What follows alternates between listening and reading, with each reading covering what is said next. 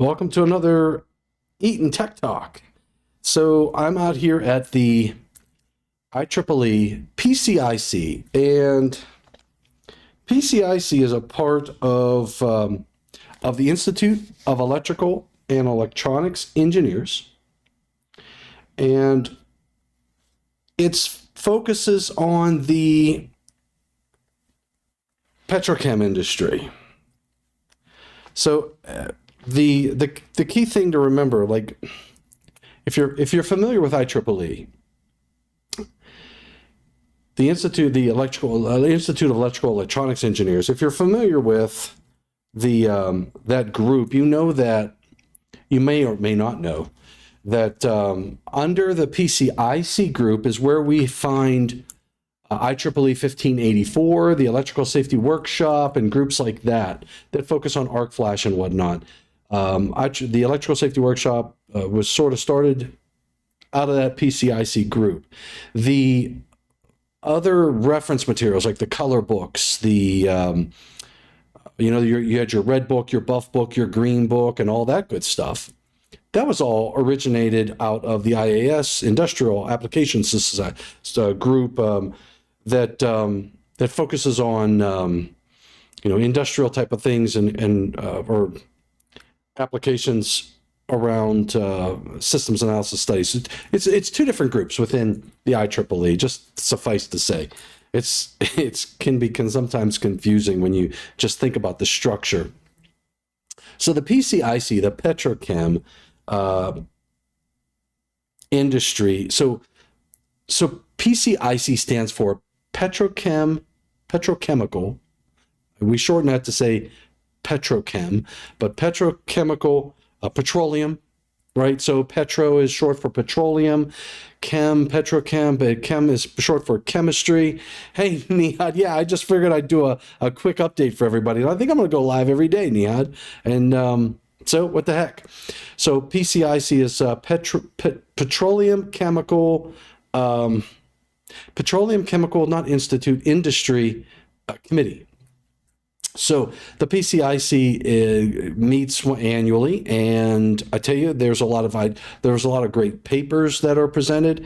So I just wanted to give you an update really quick because me and Nihad, we're going to go get some dinner and go out and check out Denver, Colorado.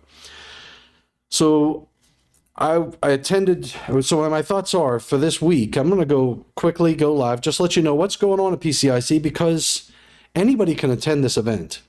And I'm doing a tutorial on Thursday on NEC 2023 code changes. But today, usually what happens, the meeting occurs all week. But Saturday and Sunday are typically committee work. Sunday is like a pre-event type of deal. There's a lot of hospitality rooms and things like that where vendors, manufacturers are showing off their goods and they're available to answer questions. It's not necessarily, the PCIC isn't like you have a big trade show. They have hospitality rooms. That's sort of their thing. That's how they do it. So anyway, today's meetings, there's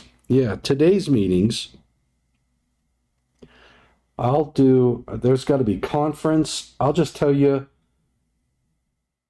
There we go. There's the conference. Attendees, local conference contributors. And anyway, so I can't, that page cannot be found. I'll just tell you what I was involved with today. There were two important meetings today. The first one was IEEE P2969. It's a working group meeting, and the title of that is Guide for Continuous Thermal Monitoring of Switchgear and Motor Control Centers up to 52 kV. So there were about 15 individuals in the room, and this is a working group that's working on this standard P2969. Again, Guide for Continuous Thermal Monitoring of Switchgear and Motor Control Centers up to 52 kV. Now, the process for developing IEEE standards is a little different than the process that we use for NFPA documents or ICC, International Code Council documents. The way they operate, you take I'll just give you an example for this 2969. We had our chair and whatnot sitting up in the front. They had the document open, and we basically are going top to bottom on the document. People raise their hands and provide and contribute input. And pretty much if you show up to that meeting, you can provide input to develop that standard. I believe the way they operate is if you're on 2 or 3 consecutive, then you're a part of NEHAD. You can tell me, you can let me know the details on this, but I think you have to do 3 continuous. I can't remember. You know what, NEHAD, I'll tell you what, tomorrow, you and I are going to do a session like this. What the heck? We should do this together anyway. NEHAD is very engaged with the IEEE PCIC events, so you're very knowledgeable. Anyway, if you are out there, you want to participate, if this topic is important to you from a subject perspective, you can get engaged. Show up to these meetings, get in there, raise your hand, contribute. We went through and we're reading the document from top to bottom. We were going through the scope. We were going through what do you call it? Definitions, terminology. One of the things that Nihad, we'll do is we'll just do an update through the week. So one of the things that we did at this group today for 2969 was in the definition discussion, there were some terms they were defining, like arc flash, for an example, or arcing current is another example. Those terms are already defined in IEEE 1584. And one of the discussions that we had was we did not want to create a new definition for a term that's already defined. Then we had the debate on, do we just delete the definition out of this document, or do we do like they do in NFPA 70, the National Electrical Code, and other NFPA documents? Do we take the definition and extract it from the other document, put it in this document because that term is used, and then take and just put the pointer to say this was extracted text from, say, IEEE 1584. So that's sort of the discussion that we had today, and I thought it was very healthy, and it was a good debate. It was a good discussion, and that's sort of the track that they took. So we went through so we noted the use of terms. Oh, and like qualified person was another discussion. They were going to try to define qualified person, but it's very well defined in NFPA 70E, for example. So do we just extract that? And OSHA, do we just extract that definition?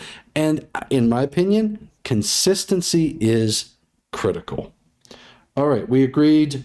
So discussion about measurement of temperature. So now, when do you use temperature? Now, I'm on NFPA 70B for maintenance. So here's the thought process.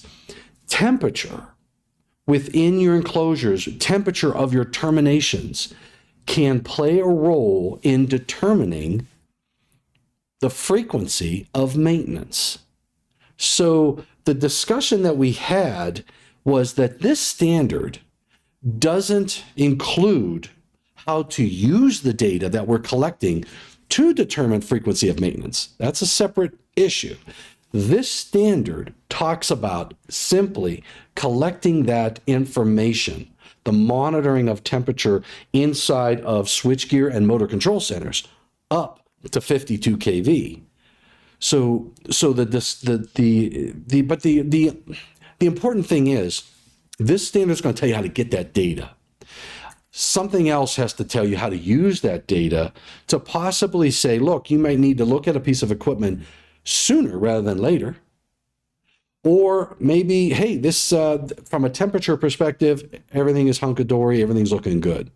So temperature is one aspect of information that could be used to either increase or decrease the frequency of maintenance. So there was a really interesting discussion that the scope of this document does not include the analysis of the data. This document includes how to get that information from the equipment. And we talked about even defining some new terms like, what were they?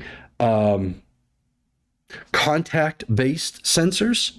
And so there's contact-based sensors and non-contact-based sensors. So what is a contact-based sensor? If I have a termination point and I put an RTD, a temperature sensor, on the contact itself or on a bus bar or something like that, now I'm getting a contact-based temperature of that specific part, right? And that specific location. We use that in many UL standards. When we measure temperature rise, the UL standard will tell you for a piece of equipment where exactly you need to put your probes to detect the temperature and establish, from this temperature to that temperature. So, and then there's the other one is the non-contact based temperature sensor. So we had a brief discussion and we decided to define those terms. But again, what this standard is not going to tell you is how do you use that data in regard to determining frequency of maintenance. That's a different whole ball of wax. And then another really cool aspect of these IEEE documents is they have a section specifically for acronyms. And we were going down through the acronyms to understand what is used in the book and what's not used in the book. And I'll tell you, I think, in my opinion, the NFPA documents and other documents would benefit from that. Because here's the thing, when you see an acronym used in the book, say, take the National Electrical Code for example. What we're doing in there is we're trying to say, look, for 210.12, we use the acronym AFCI in parens next to arc fault circuit interrupter. And what you could argue is that, well, that's in Article 100 already. So when I get to 210.12, and this is sort of what we did, we replaced, instead of saying arc fault circuit interrupter, over and over and over, we just used the acronym AFCI. So if the National Electrical Code had a section of just acronyms, you wouldn't have to try to find where is the first use of the term of the acronym, because that's where you set it and establish it. And you can get into the debate and say, well, if I put the acronym in the definitions, Article 100 in the National Electrical Code, everywhere else in the book, can I just use AFCI? You could say yes. Some locations, they did it in the article and they put the acronym at the front of the article, and then everywhere else in the article, they're just using the acronym and not the whole thing. So there's no standard. I guess that's my point. I don't believe there's anything in the style manual. I'd have to look and see if there's anything in the style manual that addresses how we use acronyms. That's a point I'm going to have to take a look into. All right, so that was the first meeting, and it was so this went from 8 o'clock, and it was going on till 3, I think, till now, but it overlapped with IEEE 1584, which is the second one that I was in. And so there were two things. One, we talked about IEEE 1584 itself. Dilip Molla gave us a little example of, or an overview of why 1584 came about, all that good stuff, a little history lesson there. And then 1584.1, which 1584.1 tells you how to do a study. So IEEE 1584 tells you how to calculate incident energy. That's it. Gives you the equations, tells you all the parameters that you need to know, all that good stuff. IEEE 1584.1 was created out of the need for consistency of when you perform an incident energy or an arc flash analysis study. And Dilip pointed out that, say, years ago, when, after 1584 was published in 2002, individuals were out doing, consultants were out doing arc flash analysis studies. So what happened was they realized that when you say you're going to quote a project, and you say, well, I think I'm going to need to do X and Y and Z, and I need to pull together this information, I need to have that information, and I need to include in my report LMNOP, all this good stuff. And you quote the job, and then you find out you didn't get the job because someone came in really low. And you go, well, how the heck can he or she get an arc flash analysis study done at that price? And then you look at what they're doing and say, that's not what you need to do. So now you get engineers arguing about what should be a part of an arc flash study. What are the deliverables and all this other good stuff? What fault currents do I use? How do I do maximum and minimum? Do I turn all the motors on? Do I turn all the motors off? What do I do about the utility? All that good stuff. So IEEE 1584.1 was born out of the need to create a standard that leveled the playing field when you are going to conduct or produce an arc flash analysis study. So if you're doing studies out there and you bought IEEE 1584, or you have a copy of SKM or EDSA or Easy Power or any one of those, and you don't have IEEE 1584.1, you need to go out and get it. The previous edition was 2013. They just released the 2022 version. So you can go out and download that standard and take a look at, see if you didn't have it before, see what you're doing today, how it relates to what the industry standard says you need to provide from an arc flash study perspective. So that is, I think that's important. So hopefully you can take a look at that in the document. Go out to IEEE. So that's where 1584.1. Now, IEEE 1584.2 is another document that we're going to start working on. And what it has is checklists. So we had a motion to form a task group to prepare checklists within the scope of approved project authorization request, the PAR. A subgroup of scope and deliverables, the subgroup officers, all that good stuff. So they're going to prepare a draft standard with checklists within the scope of the PAR, which is IEEE 1584 and 1584.1. So you gotta follow the scope of those documents and then create checklists. The goal is to get a draft standard reviewed by working group within 12 months and then prepare a document within 24 months that we can ballot. So IEEE will put it out there. So they have the working groups, have meetings like we had today, for the other standard, and I can't remember the numbers anyway. And we sit in a room and we just go through the language. You have a certain time frame. We come up with the information that we need. We create this document through little working group episodes that typically occur either at the electrical safety workshop or IEEE IAS meetings, annual meetings, or PCIC, etc. They'll have those scheduled meetings, and they'll also do them online as well. They draft that document. Then they get it out because they follow the ANSI process. They have to get it out for public review. They take the public inputs in, and then they get in there making their changes, and then they'll put it back out again and see if they get any comments. And then, so it's very similar because it has to follow the ANSI process because these are ANSI documents. So you do get public review. You do get a chance to comment. They'll have a ballot group, all that other good stuff. So if you want to be involved with the process, let me know. I can get you in touch with the right people at IEEE, either the chair of some of these committees, and we'll get you engaged with the committees. It's really fun to play a part. So they talked about 1584.2. So you have 1584, which helps us calculate incident energy, 1584.1, which tells you how to do a study, an arc flash analysis study, and then 1584.2, which has the checklists that you need. The chair is Dalit Mola, the vice chair is Jim Phillips, the secretary is Ray Crow, and then the subgroup chair for this is Anthony Parsons. So Anyway, those were the two meetings today, in addition to getting registered today. What else we got? I got registered today.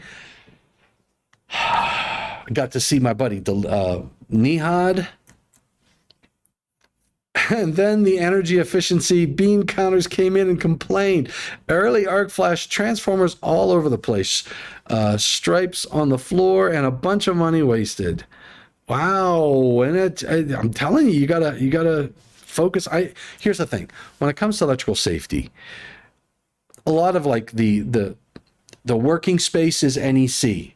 This is the cool thing. Think about how everything works together as a system. And I got to get going because I got to meet Nihad downstairs. Think about how things go as a system. You have 70 in the installation requirements. You got to have working space. 70B is maintenance. 70E is safe work practices. And then 70E tells you, hey, you got to put arc flash labels. What are you going to use? IEEE 1584. And if you're going to do an arc flash analysis, what are you going to use? IEEE 1584.1. If you're going to have any checklists, what are you going to use?